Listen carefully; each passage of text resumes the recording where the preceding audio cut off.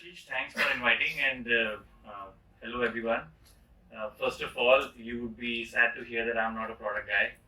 I'm a tech guy who is trying to double down as a product guy, probably today and at my work as well. But I'll try to do fair justice to what all I know about products. But yeah, all hard questions to the product guys, probably to Gaurav and Ashish. So we'll talk about a little on how all of this started at GoIbibo. Story behind what we were doing before WhatsApp APIs got released, and then how it panned out into various experiences at GoIbibo. But before that,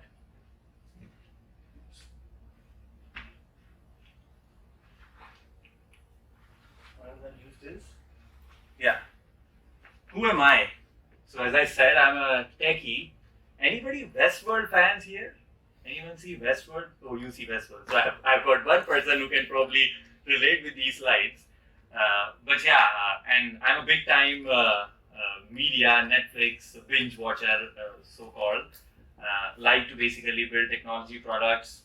Have been into this since past 12 years, straight out of my college, which was an IT Siljar. I joined Ibibo Group, which was founded as a what we can say more like a zone where you need to build products that will solve for problems for Indian consumers. And we started with social and search. Travel was never our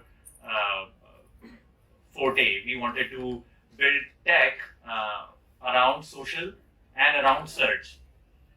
And by 2 to 3 years, we realized that we are going in a really wrong path. We are trying to compete with Googles and Facebooks of the world, and we are not empowered enough in terms of capabilities and in terms of the understanding that they have of this space.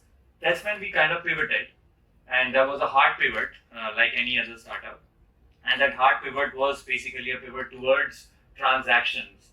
And these transaction pivot basically gave birth to GoIbibo, Traders.com, which was our product commerce website and portal, and PayU. So PayU, I'm not sure if you guys know, was a greenfield project that has been done within the group's ambit as well. So I was tasked to basically build GoIbibo. Me and one of my colleagues from the tech side and the business leaders, we came together and we started building GoIbibo in 2009. And fortunate for us, we've been able to do the iterations which worked, and eventually in 2013 we went seriously into it by acquiring Redbus. And then in 2016, I'm not sure if you guys are aware, we merged with MakeMyTrip. So GoIbibo, MakeMyTrip, Redbus, we all put together, become a single entity. That's what you can see here. A part is missing, but GoMMT is what we call ourselves now, which is GoIbibo, MakeMyTrip, and Redbus. So I'll show you anecdotes around GoIbibo, MakeMyTrip both. But yeah, I look after, I continue to look after the technology for GoIbibo. Some part of products where they feel that I can do, I mean the fringe products where they feel, okay, this guy might do.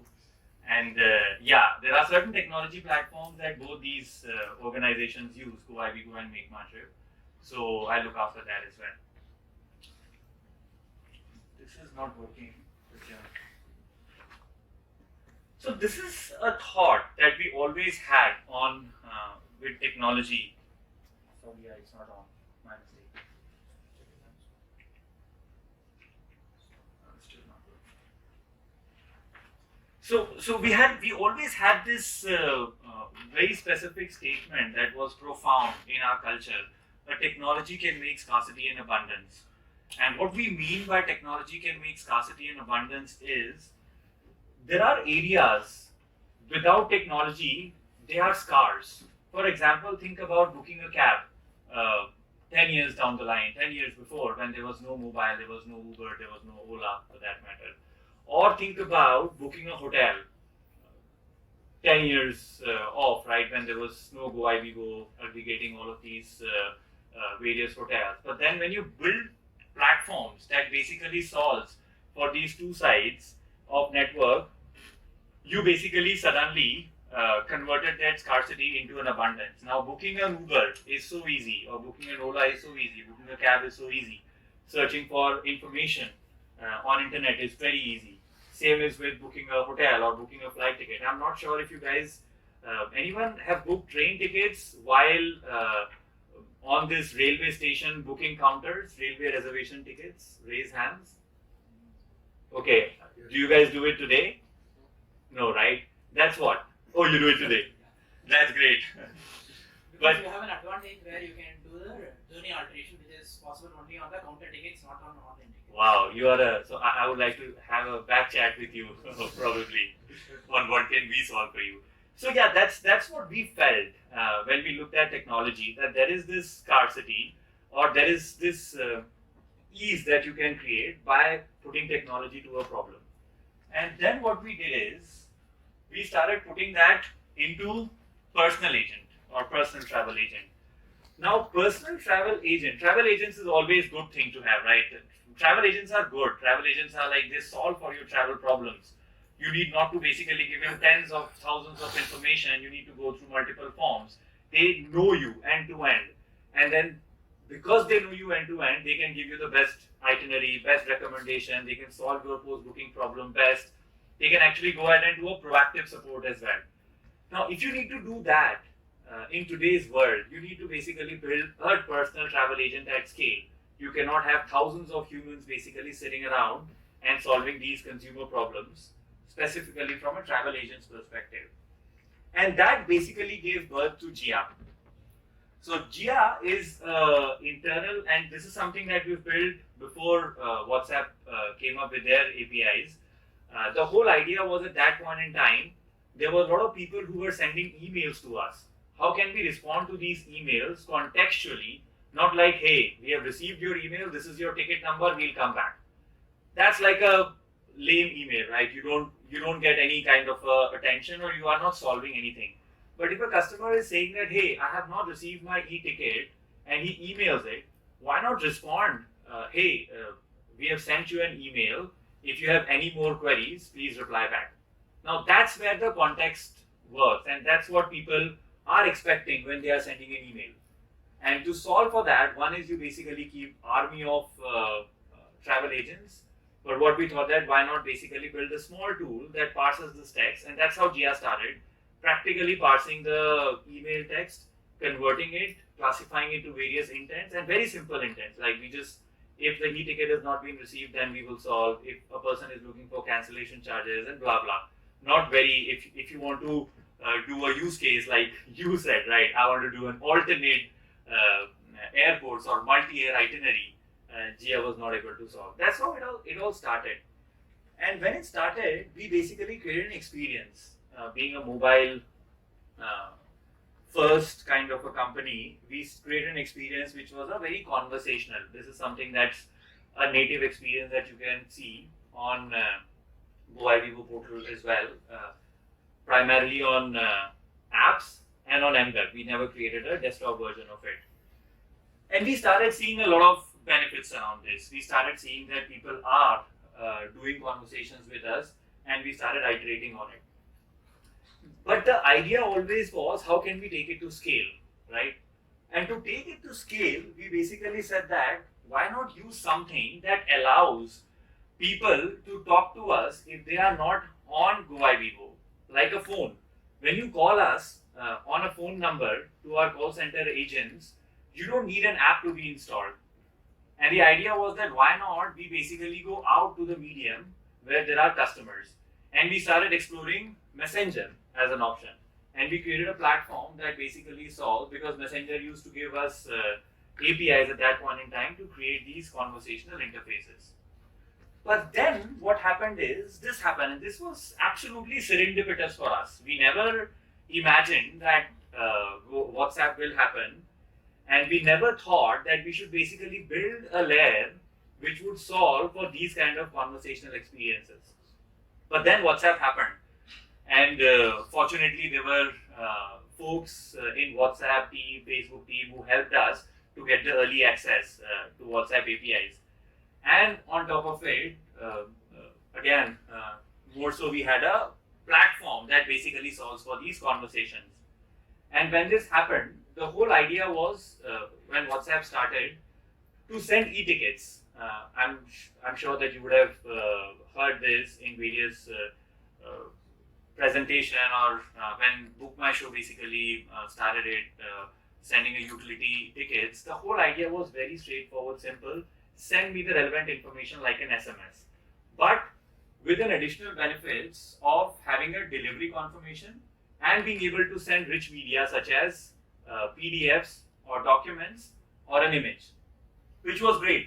And we started doing this. And this is what was the first experience of WhatsApp that GoIbibo had with its customers.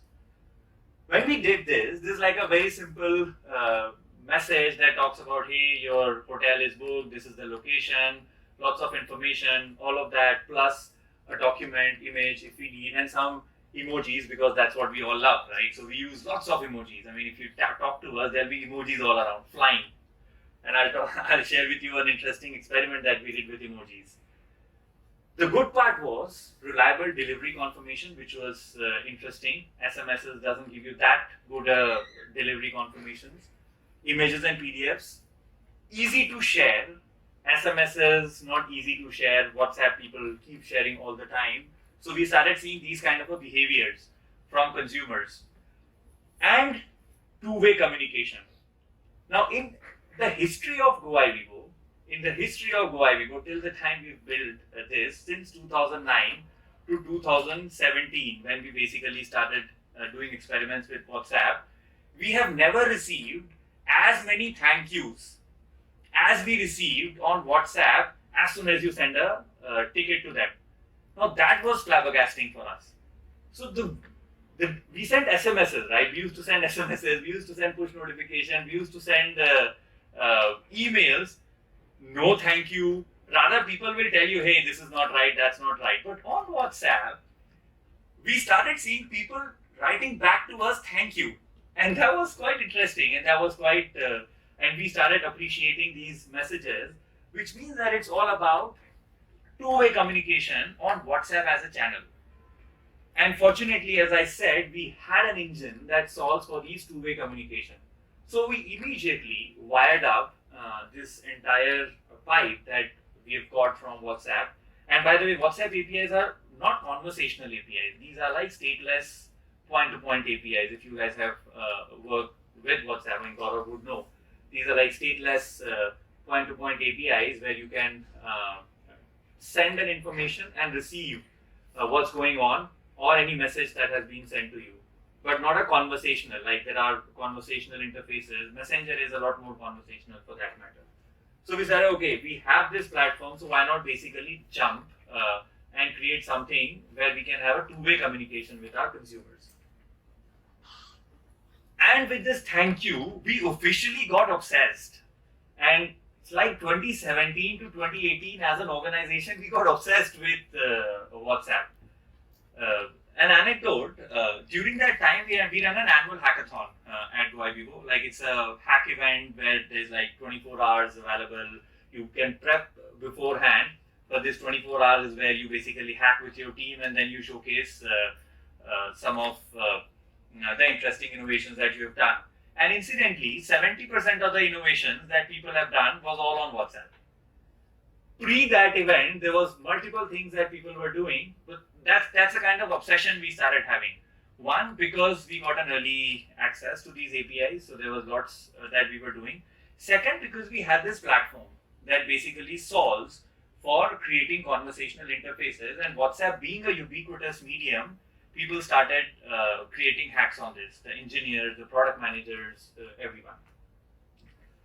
And with this obsessions, we started basically wiring up our GI engine to WhatsApp.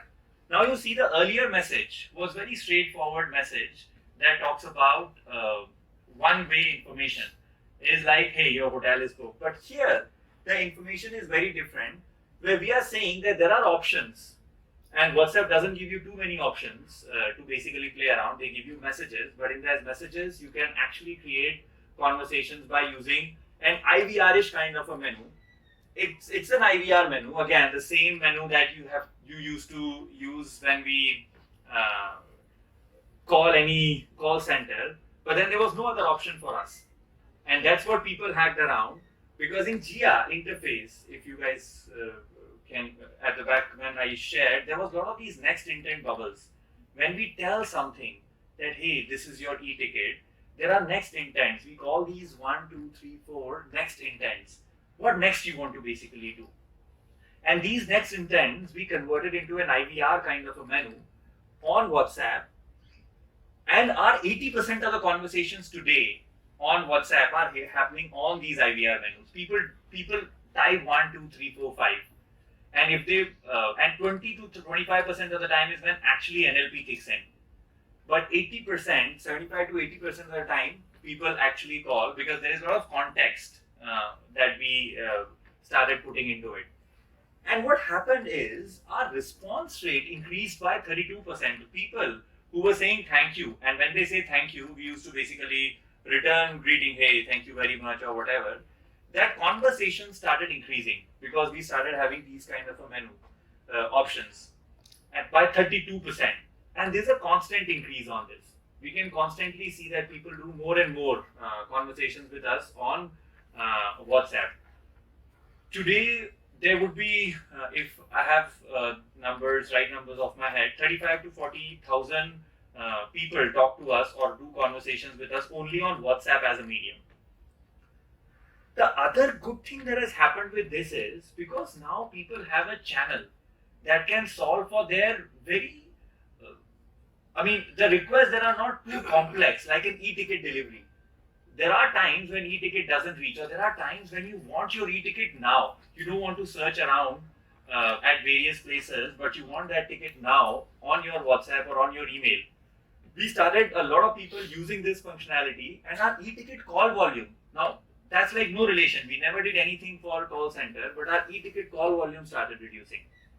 So these are the kind of changes we started feeling when we, or started seeing when we got into this IVR-ish kind of a GI experience.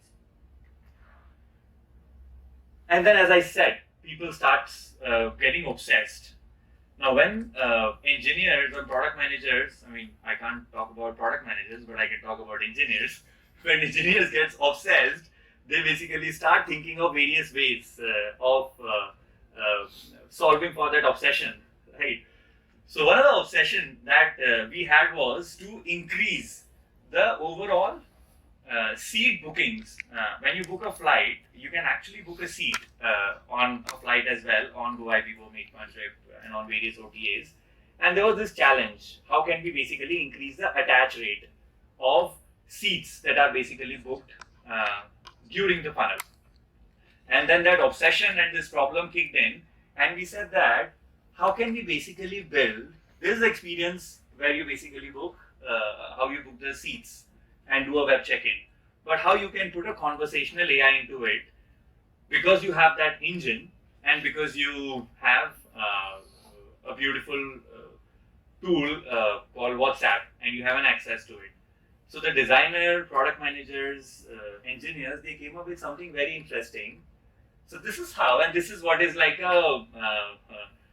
you would see bazooka of emojis being used now to solve for this specific use case.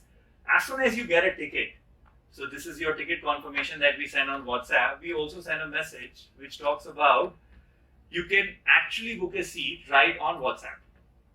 And what we did is we started creating a entire overlay of flight seats using these heart emojis on WhatsApp, so that it's visually also you can look at it. Visually you know where, because that's quite important, right? You want to know visually where you are sitting. And then it also gives you a little bit of a, like all the blacks are pretty much unavailable seats. All the reds are free seats. So that kind of sort of lingo we used to give users access to book a seat on WhatsApp. And then eventually, if you want to pay, you can pay as well. And I'll talk about payments and how we solve payments later. But you can book a free seats, but you can actually book a paid seats also. And once you pay a seat, you basically do just have to say, I agree, and do a web check-in. There are crawlers at the back which basically goes ahead and do a web check-in also. How many of you have done web check-in ever before? it's one of the most frustrating process. I mean, at least for me, right? Web check-in is one of the most frustrating process if you look at the experience that we have at this moment. And this is what people try to do with what we had. And this had an impact as well. It's not like some kind of a hack project that we did. People started loving it. Now, this is one of the tweet where a customer is saying taking customer convenience to another level about this specific feature. But we started seeing WhatsApp practically crossing all other mediums, and this is additional, right? This is like people are still doing on Android, people are still doing on iOS, V2 is web, so we call our web platforms, they are termed as V2, so that's like internal lingo. Pardon me for that, but WhatsApp pretty much, this is the growth. Like we launched in December 2017, and then this just grew, and then it saturated at some point, and these are share numbers, these are not percentage. So it surpassed iOS, it actually now touched Android, because there's a lot of people who do it on Android, but WhatsApp is now over there. So eventually our attach rates actually doubled from what we had with this small little experiment, and also we got a lot of brownie points from our consumers. And we didn't stop here, as I said, right? Obsession, right? When engineers and product managers get obsessed, we said that why don't we basically build login with WhatsApp? Now we've got login flows, and login is something that GoIbibo has always been obsessed with. So we've done so many experiences and experiments over there, because one of our core fundamental belief was before GoIbibo or when GoIbibo started, 20 to 22% of the users used to book air tickets by logging in. Today, 88% of the people book air tickets after logging in.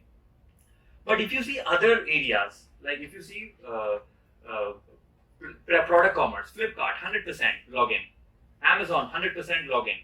Travel somehow has never understood that it's important to basically make people log in, and because the ecosystem itself was like that, Booking.com, Expedia, Make My Trip, GoIbibo, everywhere you can do a booking end-to-end by guest, as a guest. Airbnb is the only place where they ask you to log in, and we have to live with that. But we were not, as an engineer, as a product manager, we were not happy with it. So we wanted to make sure that how we can make people to log in. So that's why we were obsessed with it. And that obsession led us to log in with WhatsApp kind of a feature as well, which was quite interesting. Again, it's one of its kind. And this is something that WhatsApp by itself doesn't promote or tell. This is a hack on WhatsApp APIs. This is nothing which has been provided with WhatsApp as such. So probably they would provide in future, but I don't know. And the hack is very simple. There are deep links that are available across all the apps. There's this nice button which talks about login with WhatsApp, like a Facebook. As soon as you tap on that, user goes to GoIbibo's WhatsApp number. There's GoIbibo's account.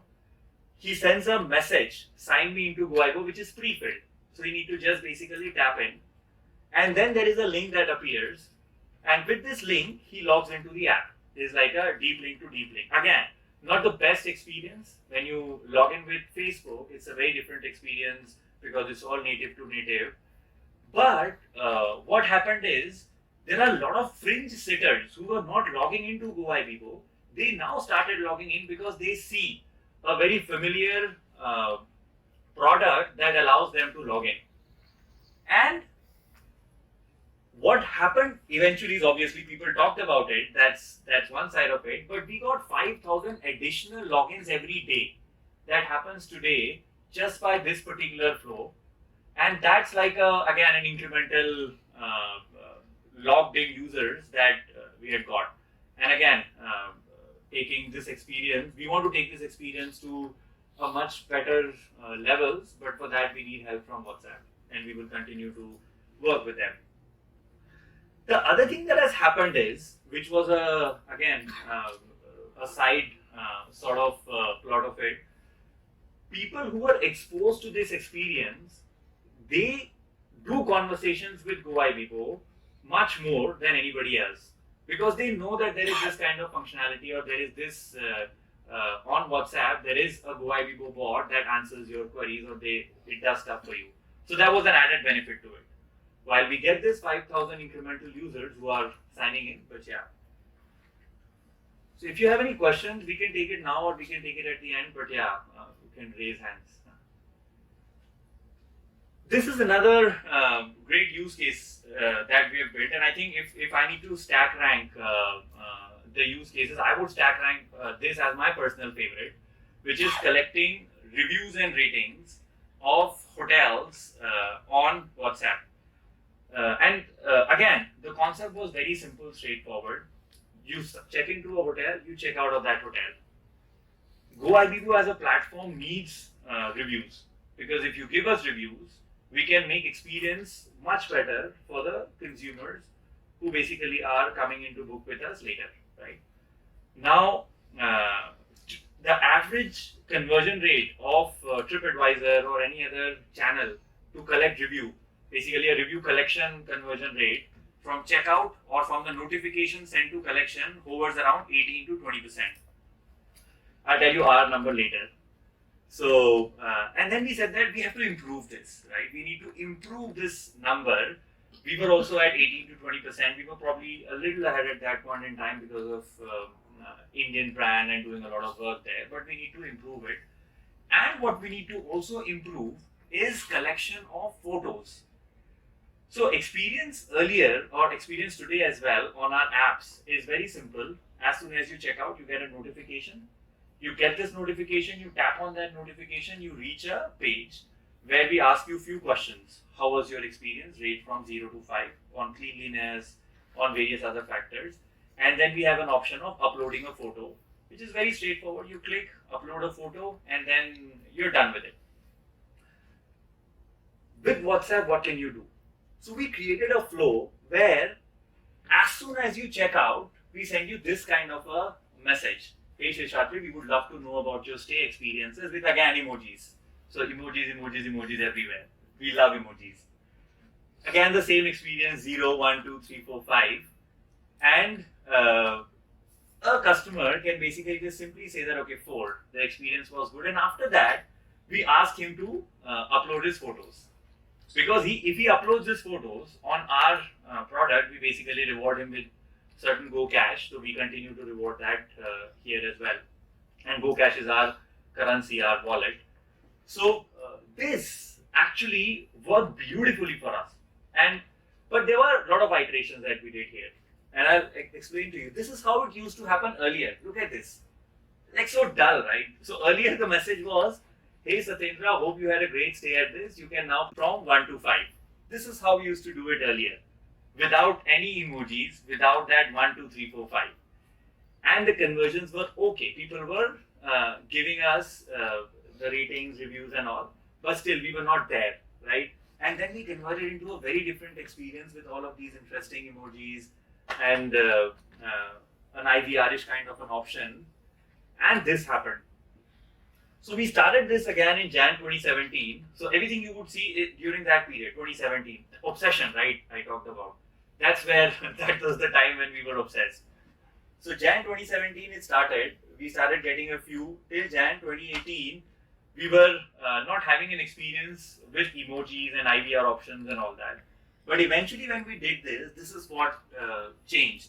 Because now people are interacting and doing conversations more with GoIbibo bot and giving us the ratings that they want to. Now the conversion rate, guess where we would be.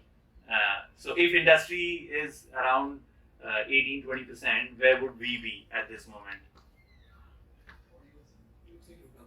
Yeah, we doubled. So the last that we basically reviewed, we were hovering around 41-42%, which is like 100 people who are checking out of that 42 of them are actually giving us the ratings and review. This is gold. This is pure gold. There is nothing which is as important as this kind of a crowdsourced human data, and we just want to double down on this. So there's teams are doing multiple other innovations to make sure that we take this number even further. But 40% was again a great achievement. there was a lot of cases. I mean, these are few of them that I talked about, but then there are multiple cases where, because we are a commerce platform, things that came in between us fulfilling that particular request is payments. Because if you want to book a seat, if you want to book a meal on WhatsApp, you have to actually go ahead and pay. We can't actually give you a seat, which is a aisle seat, emergency exit, without taking money from you, because we need to pay the money to the airlines. So that's why we said that why not innovate a little on the payments front as well, and use technologies or use products such as UPI to solve for a payment experience. So the team again came up with another platform feature when we started taking payments. And here it is, actually, if you see, okay, yeah. So as soon as we asked you to pay, let's say you need to pay 119 rupees, the other thing, what we say is, if you have a UPI ID, you text us your UPI ID. Let's say my UPI ID is Vikalp Sahani at OKICICI, and you guys can pay me money. I can receive all your good wishes.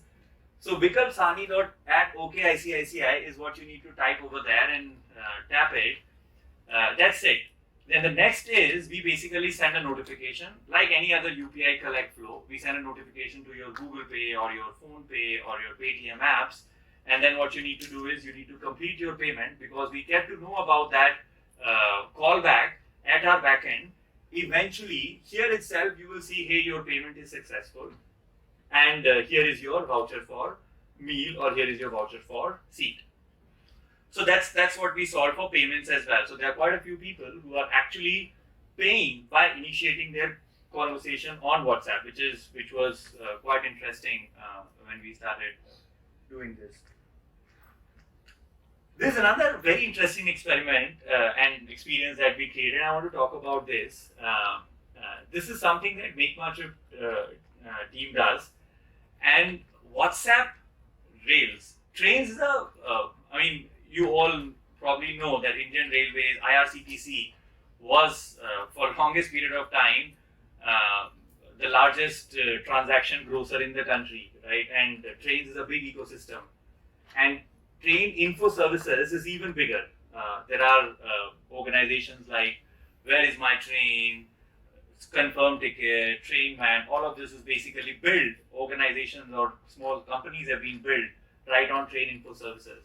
So we did an experiment, and we said that why not you check a PNR on WhatsApp, and why not you check a train status? This is my train number. Whether this and I'm right now in Yeshwantpur. When will this train arrive? And we launched it. We did not do any PR, but somehow there was this Hindi newspapers, they picked it up, and I'm not sure if you guys remember or if you have received, there was a forward, and it was a viral forward that has happened. भारतीय rail की बहुत ही बेहतरीन सुविधा WhatsApp पर, ये number इसके ऊपर अपना PNR डालें और confirmation की, it was a proper forward, right? It was like a WhatsApp forward, and it does not mention anything. Here, you don't have MakeMyTrip mentioned. It's basically a number which is MakeMyTrip's call center number, where we have opened up our WhatsApp APIs. But because we launched this, there are a lot of these media who picked it up and then started spreading it across Hindi heartlands to various other places. And flabbergasting response again. Like, we used to get more than 6-7 lakh PNR queries a day on WhatsApp, and same with the status requests as well. And eventually, it resulted in people storing this number. This 734938910 is a MakeMyTrip call center number, but Truecaller knows this number as a train live station number, because that's what people have done. That's what people have stored this with, right? Forward message says so. I have that. You have that forward message, isn't it? So that's what has happened, and which was quite fascinating. And that actually, and when we did some analysis, right? Product managers do a lot of analysis. Developers don't do that much analysis. But yeah, when we do a lot of analysis, this is basically a heat map kind of a stuff, very badly plotted, but spare me on that. This is where we see people who launch our apps or people who launch MakeMyTrip apps from multiple places. People launch from UP, people launch from Maharashtra, Karnataka, Tamil Nadu, etc. When we map this with a phone number, and we looked at these phone numbers and we started mapping it with the area circles, because you can get from the phone number which circle that phone number belongs. The WhatsApp requests that were coming in was largely from, to a large extent or concentrated on the Hindi heartland, which is Madhya Pradesh and Uttar Pradesh, and on Kerala. So a lot of people basically started using this, and if you try to map Uttar Pradesh and train, I think Uttar Pradesh would have the best train connectivity by far from any state perspective, and the people use train a lot in UP. I mean, even if they had to go from Kanpur to Lucknow, anybody from UP here? Okay, nice. So there's a lot of train, right, in UP. It's not about, it's convenience there. So people in Uttar Pradesh, which probably were not MakeMyTrip or GoIbibo customers, now started using that particular number. They did not know that this is MakeMyTrip, but they started using it, which actually tells us that to reach out to that India 2, what we call, or reach out to the Bharat, this could be a very good medium. So this was all about various products, various innovations, experiences that we built with WhatsApp. But being a tech guy, I can't basically do a presentation without giving you a little bit about the architecture or what lies under the hood. And if you have any questions on that. As I said, there was this whole platform which solves for conversation that has been built. And this platform is solving for all of these various use cases, which was quite important because without that, you actually would not be able to create these experiences fast enough. Because conversations, what we felt is, it's about iterations. Nobody has cracked the code. It's massive amount of iterations that you need to do.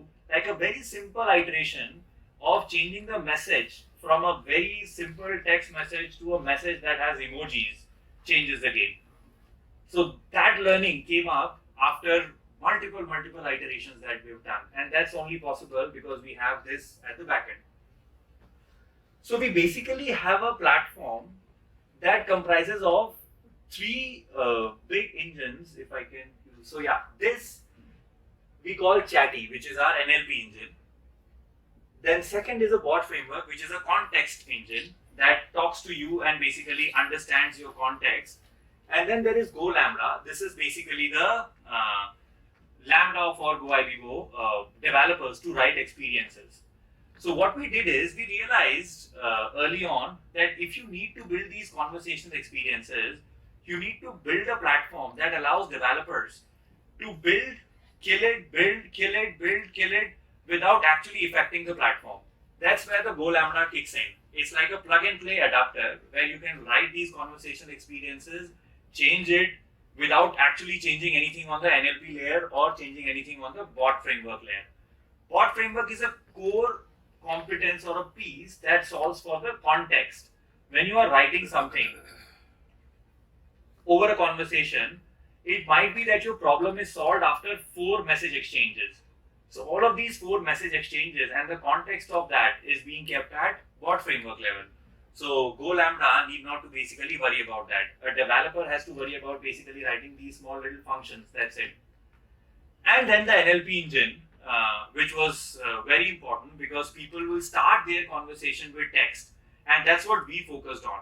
Start with text, but after that our context engine, IVR menu, next intents will make sure that you don't have to type too much and all kinds of relevant information are provided in a tappable fashion.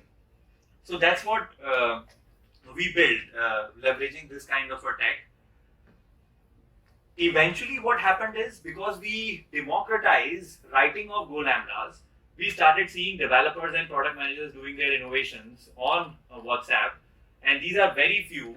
We actually do quite a lot of stuff on WhatsApp for all kinds of LOBs, be it trains, be it hotels, be it bus and flights. So this all was possible because we created this kind of an architecture where we democratize the development of these conversational experiences, while the core team that solves for these conversational interfaces works on bot framework and NLP engine. Go Lambda is a kind of framework that has been built and given out to people to just wire up and build on top of it. The other thing that we did is we basically created a layer on top, and that layer we call an adapter layer. Now this adapter layer converts these messages as per the sort of conditions or constraints that are provided by the specific platform. So Messenger basically allows you to lay out certain cards. So the adapter layer will convert that messages and gives out to Messenger in a certain format, while in case of WhatsApp, it has to basically send the text. And if it is a GI interface, which is our own app interface and MWeb interface, we basically give a much richer experiences. Which means that there are a lot of things that you can do on GI, but you cannot do it on WhatsApp, you cannot do it on Messenger, and so forth. So that is what has been configured and controlled at adapter. So that also allowed us to distribute this conversational interface across multiple platforms. So this worked beautifully for us, but we believe that this is just a start.